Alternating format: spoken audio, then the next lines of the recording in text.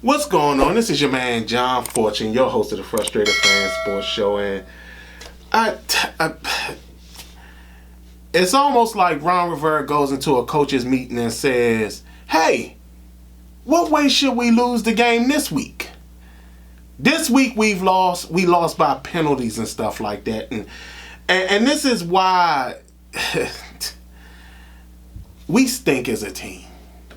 This is exactly why. Because every time you turn around, I'm pretty sure that even after me saying this, I'm pretty sure Ron Rivera is going to go to the podium and he's going to say stuff that we've already heard him say before.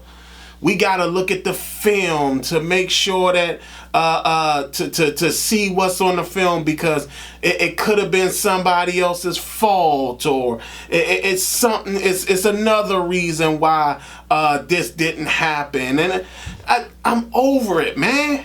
I'm so over the fact of hearing Ron say the exact same thing over and over and over again after a Washington loss.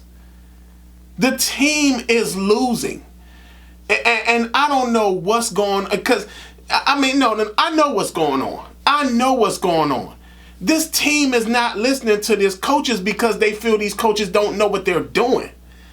That's exactly what's happening. Not only that, their all-in guy, Carson Wentz, everybody who was praising Carson Wentz, everybody who was excited about Carson Wentz, let me give y'all some numbers. Some numbers you can kind of see. Carson Wentz, in 4 games, has 7 touchdowns and 5 interceptions. Carson Wentz is on pace to throw the most interceptions he's ever thrown in his entire career. He's also on pace to break his record of sacks taken in a season in comparison to what he just had last year. Y'all, this team stinks. It honestly stinks, man. Every time you turn around, there's something else. And I'm pretty sure everybody's going to go to the all-22s, talk about how this defense wasn't as bad. It doesn't matter. Again, we're losing on, guess what? Explosive plays.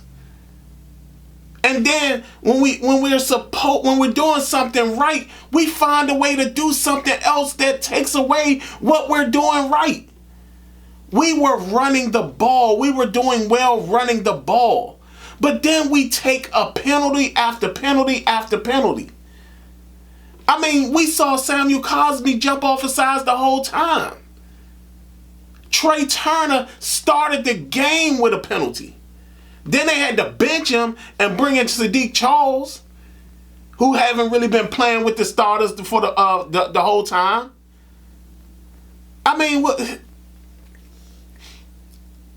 Everybody, and this is what I was telling everybody about this season.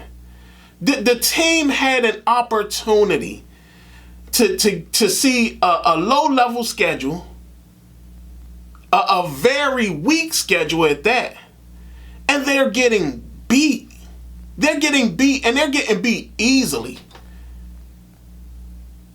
Understand this, y'all. Teams are scoring 20-something points a game on us and winning.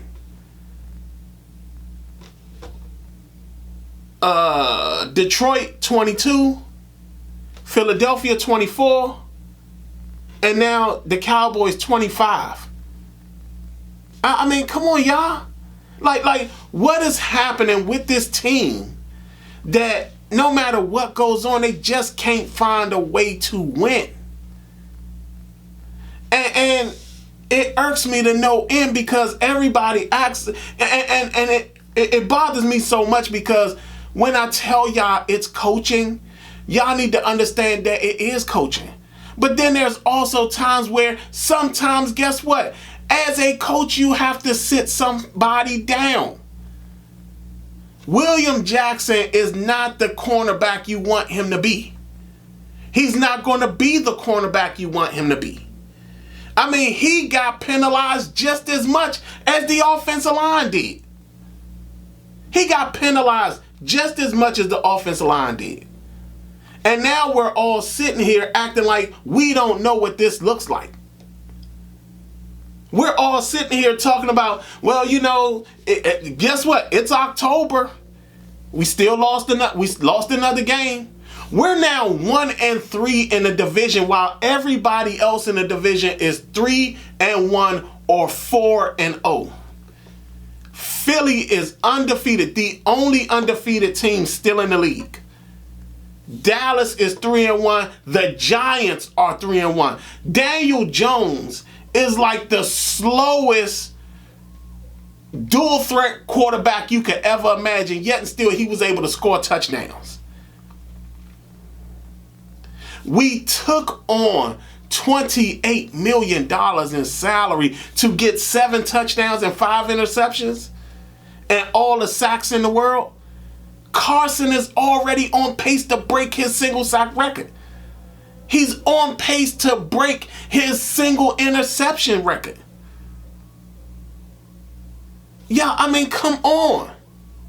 When are y'all all going to start seeing that, guess what? All roads lead back to Mr. Wonderful. I've been telling you guys this all this time. That this is not just players. This is also coaches. Coaches are not doing the things that they need to do to make sure that at the end of the day, they're fielding the best team possible. Every time you turn around, you find out that we find another way to lose. Last week, we just got blown out. This week, we basically had a game that we could have won and found a way to basically remove ourselves from that game.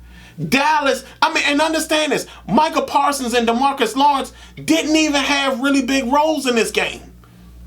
They did not have really big roles in this game. Trayvon Diggs made some plays. He also had an interception. But guess what? If Carson Wentz gets the ball out a little bit faster, Terry McLaurin is open.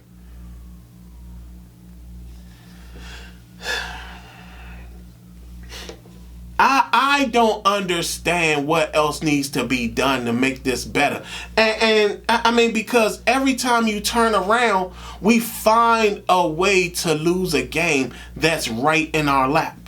And to be quite honest, I don't know if teams are really sympathizing. I think teams are more sympathizing for us because I swear it looks like they're just kind of like, it's Washington. We're going to win. Like, let's just drag this out. Let's just drag this out. Do we do? If we throw a bomb, let's just see if it works. And if it don't, hey, no big deal. We're still going to win. Once we go down 20-something points, we don't know how to come back. Once we go down 20-something points, we don't know how to come back. We went down by 22 points. Game was over. Game was completely over.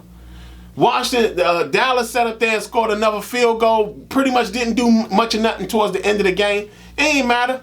We weren't going to come back and win because we were already down by 20 points. We was already down 20-something. You know what I'm saying? Like, when the score gets 20-something points, we're not coming back and winning. It's just what it is. We got the Tennessee Titans coming next, and they were out there killing Indianapolis. I don't remember what the score, the end of the score was, but they were out there killing Indianapolis. Indianapolis was finding a way to make a comeback, but I didn't get the chance to see what the ending score was. But again, that's a team we're facing. Derrick Henry was running all over the place. How are we going to compete with that?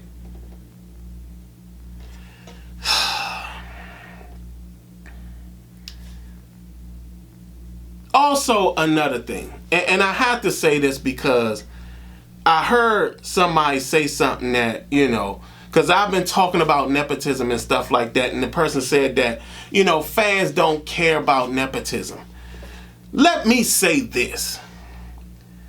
If fans don't care about nepotism, then y'all don't understand why this team is losing. Y'all can't comprehend why this team is losing. Y'all don't get why this team is losing. Because at the end of the day, nepotism got us the players that's on the field. Nepotism got us the coaches that we have. Nepotism got us the front office that we have. And how much success have we seen since that has been the case? We've only won 15 games since Ron Rivera has been here. And he's been here for 3 years. 15 games. Think about that. Let that sink in. Nepotism got Scott Turner here. Nepotism got Jack Del Rio here. Nepotism did get John Metzko here, who's a great coach. It also got Drew Terrell here. But guess what? Their units can only do based on, guess what? Nepotism in the front office. Because at the end of the day, they let one quality guard go. The other one, we ain't had no choice. He had to go. But you let one quality guard go, bring in 2 substandard guards, and we're surprised that we're losing. That's what the nepotism comes into play. Nepotism got us the coaching staff that we have. Nepotism got Scott Norwell and Trey Turner on our offensive line. Nepotism got Marty Herney in the front office and Martin Mayhew in the front office. Nepotism got Jack Del Rio as our defensive coordinator. How has any of this worked out for us? How has it worked out for us? How much winning have we done? John Bostic is back on his team due to nepotism. David Mayo is on his team because of nepotism. We're not winning games. And we're not winning games because of the fact that at the end of the day, Ron is not that good of a coach. And the staff that he's built is not that good neither. Like I said, again, Chris Harris is an exception. Drew Terrell is an exception. John Matskow is an exception. Nate Kazzer, the special teams coach, he's an exception. But guess what? All their units are failing because why? Well, no, Drew Terrell's unit is actually doing pretty well. But John Matskow, his unit is failing because guess what? They got rid of top level talent on the line because they felt the need to bring in people that they knew that are slow and can't compete in this league at this point right now. Then you're talking about Nate Kazzer, who is the special teams coach. Guess what? He lost some of his good guys too. No matter how you look at this season, no matter what's going on, we're now 1-3. And understand this, we could be 0-4 right now. If Trevor Lawrence makes a few plays, we're 0-3, we're 0-4 right now. Going into Tennessee. Chicago was making a comeback on the Giants. And the Giants still found a way to win. The Giants don't look as easy as they did at first. The Bears don't look as easy as they did at first. I don't know, y'all. I don't know where we go at. I don't know how it goes about. I don't know what the next thing is. I don't know what the next step is. All I know is that at this point, this is one of these things that it's a failure. I remember I was the first person who came out my mouth and said that Ron Rivera had an arrogant attitude. And everybody dang near lost their mind when I said that. I said Ron Rivera has been the most arrogant coach that has ever come in here. He came in here with such arrogance you would have thought he won the Super Bowl that year. Ron That's the level of arrogance that he comes off with. And then he knows he's not. He knows these players aren't getting to what's happening. Remember, we talked about Ron and his inconsistent messaging. Doesn't this team play like they're getting inconsistent messaging? Doesn't this team look like and play like they're getting inconsistent messaging? Don't they look that way? Another way to lose. Another way to lose. And yet and still, most of our fan base still wants to get mad because of the fact that they want me to have more of a positive attitude. Yay! Is that what y'all want me to do? Y'all want me to do the same thing? Huh?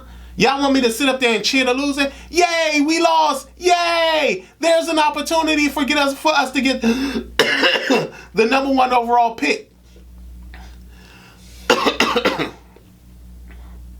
See, look, even my body couldn't take the fact that I was sitting up there busting out a lie.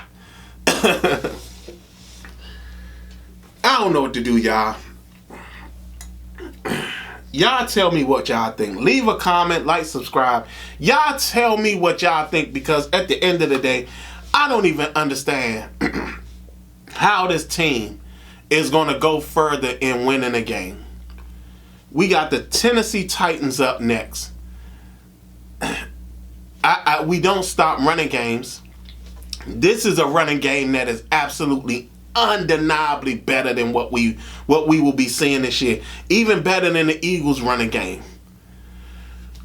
Like I said, y'all tell me what y'all think. Y'all like, subscribe. Like I said, give me some comments. Y'all tell me, am I wrong? Should I be cheering the losing? And then maybe that's the whole thing. Maybe I'm criticizing them so much that they can't focus on winning. Should I stop criticizing them? Y'all let me know. Other than that, this has been your man, John Fortune, and this has been the Frustrated Fan Sports Show.